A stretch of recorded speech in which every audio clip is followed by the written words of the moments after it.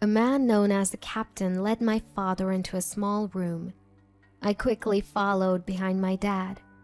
The captain, who was smiling gently just moments ago, now looked stern. He stared at both of us, clearly displeased.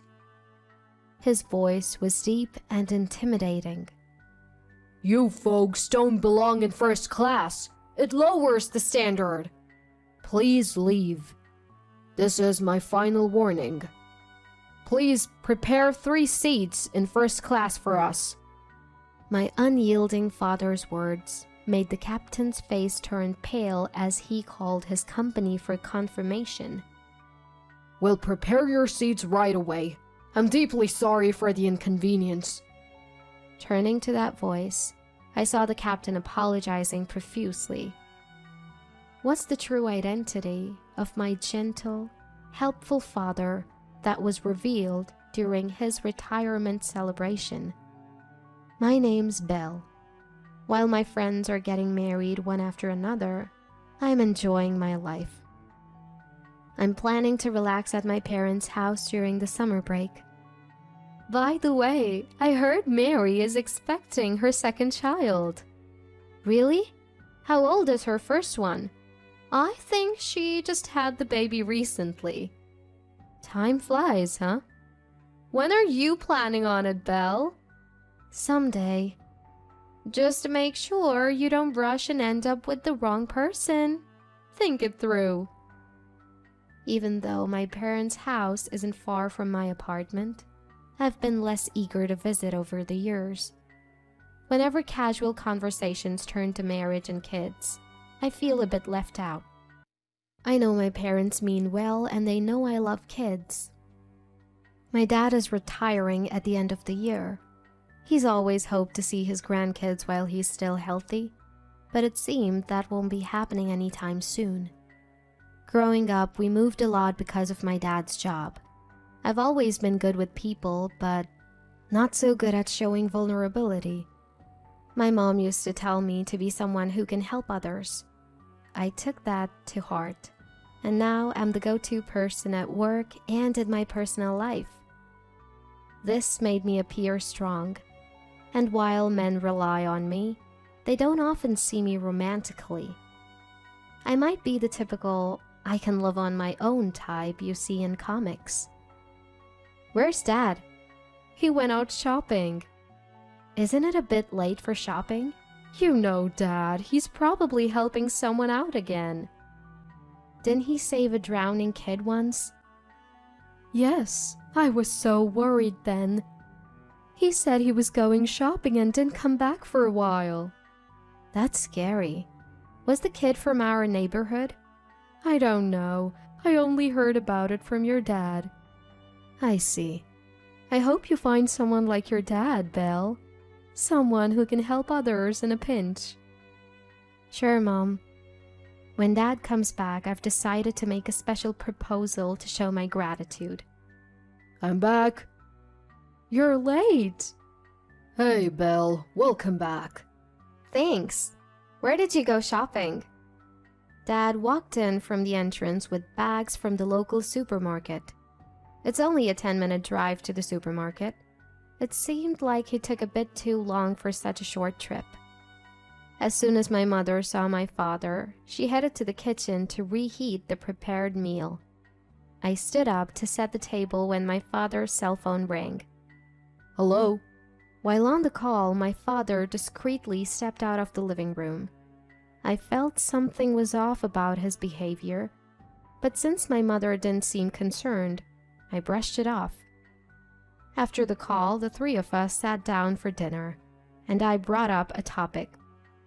How about we all go on a trip to celebrate your retirement, Dad? I've got some brochures. I put down my fork and pulled out several brochures from my bag. I'm not making a ton of money, so we'll have to stick to places I can afford, but let it be my gift to you. I had started saving a few years ago, thinking I'd use it for either my wedding or my father's retirement. Thanks to that, I had several options, both domestic and international.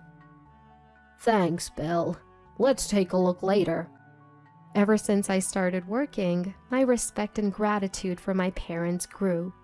I understood the challenges of raising a child without any financial struggles, especially after hearing stories from my friends who were parents. I just hoped my parents could feel a fraction of the gratitude I felt for them. I've always wanted to visit Europe. That sounds great. But can you get the time off, Belle? I'll have to plan it out, but I think my colleagues will understand. If we can take a longer break, maybe we can go abroad. Otherwise, a short domestic trip would be fine. Don't worry about me. Let's go wherever you want, Dad. After dinner, we looked through the brochures discussing potential destinations. Every place looked so appealing, with beautiful sceneries and delicious food. This looks delicious, right? Look at this one too. You two are all about the food, huh? We laughed and debated, eventually narrowing down our choices to about 5 destinations before deciding to sleep on it. The next day after lunch, as we were enjoying our coffee, my father received another phone call. He answered with a "hello" and stepped into the hallway. Has Dad been getting a lot of calls lately?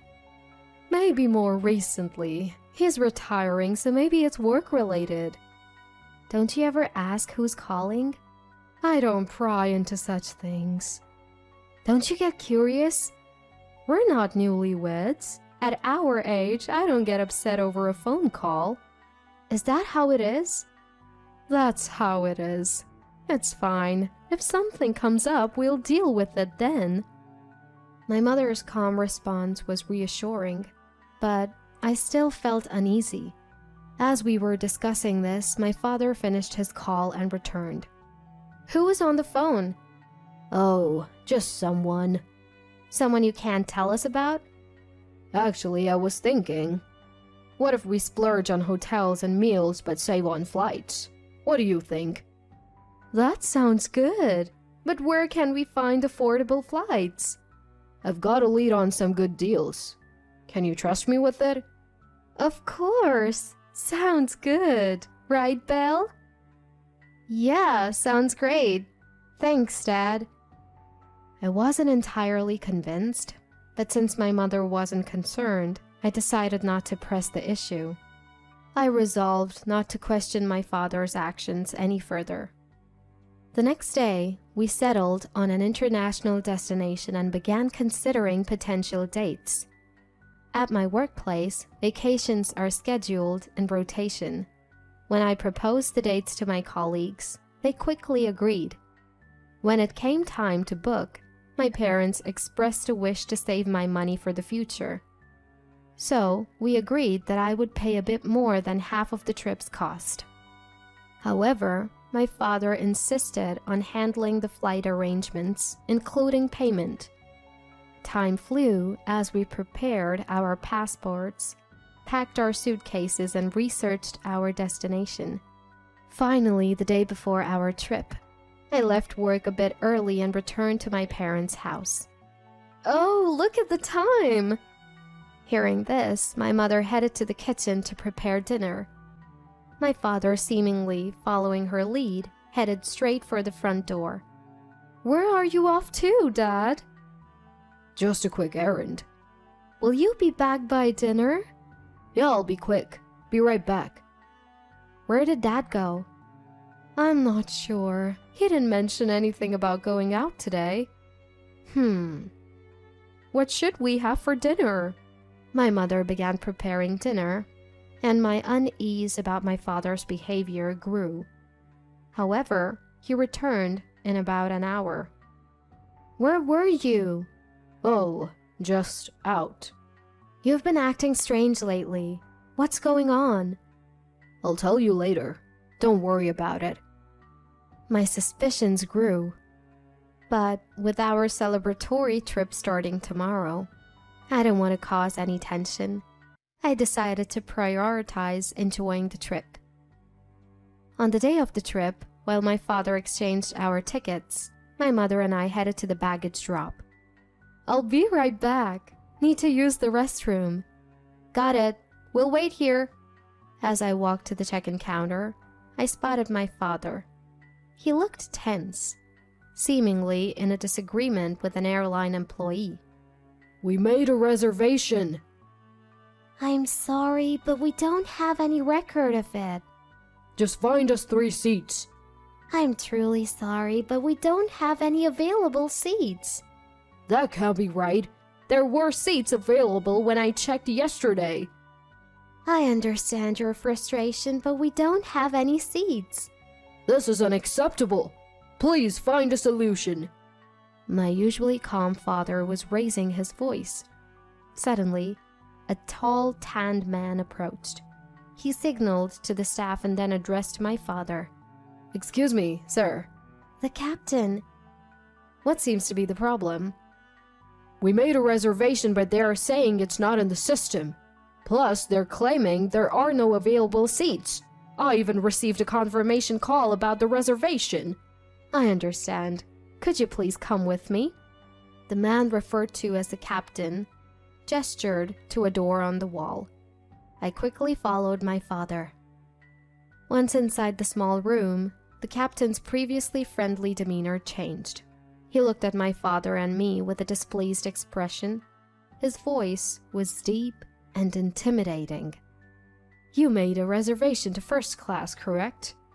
Yes, that's right. So if there were available seats in first class, there should have been at least 3 available, right? Do you even know what first class means? It's not for people dressed like you. Don't you get it? Is this how your airline trains its staff? To judge people by their appearance? It's impressive that a captain would come out and insult a customer like this. I don't care about that. Having someone dressed as shabbily as you in first class would lower our standards. Please leave. We hadn't been told we'd be flying first class, and given the long flight, we had dressed for comfort. Still, the captain's words angered me. This is your last warning. Prepare 3 seats in first class. If you don't, this might be your last flight. My usually calm father spoke with such authority. It took me by surprise. The captain looked equally shocked, as if thinking, what is this guy talking about? I'll be in charge of personnel decisions for this airline starting next year, so I'll be the one deciding your fate. That's impossible. If you don't believe me, check with your boss. My name is Wilson David. With such confidence in my father's voice, the captain began making a phone call. As he spoke, his face turned pale. I deeply apologize, Mr. Wilson David. We'll prepare your first-class seats right away. Good. Make sure you do. And about the personnel matter you mentioned earlier. Come on, Belle. Let's go. I'm truly sorry. As my father walked back to me, the captain called out to him with a loud voice. When my father turned around, the captain was deeply apologizing. I assure you this isn't our usual behavior. Usually different, huh?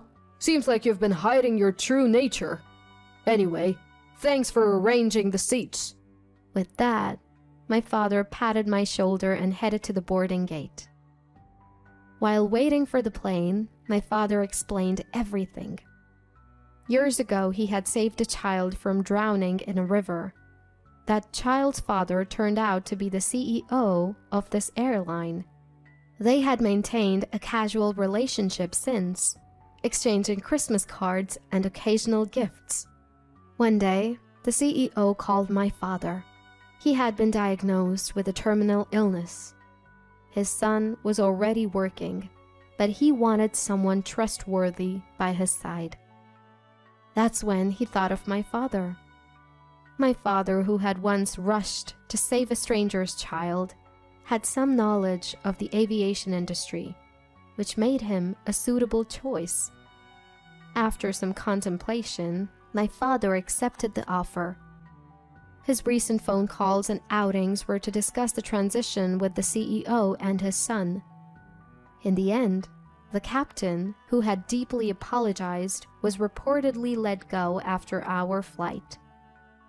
When I reported the captain's situation to the president's son and asked the current personnel department to interview the captain's surroundings, I found that he got angry with his colleagues and juniors and harassed customers he didn't like. It was discovered that he had been doing this. After hearing from colleagues and subordinates about his behavior, the CEO was furious and decided to fire him. Our family celebrated both my father's retirement and his new high-ranking position by enjoying the best trip ever. After returning, my father seemed even more involved in his work than before. Hearing about it from my mother, I realized that the role of HR might be very fulfilling for my father, who loves helping others. Witnessing the connections my father made by prioritizing others over himself, I decided to live my life in a similar manner.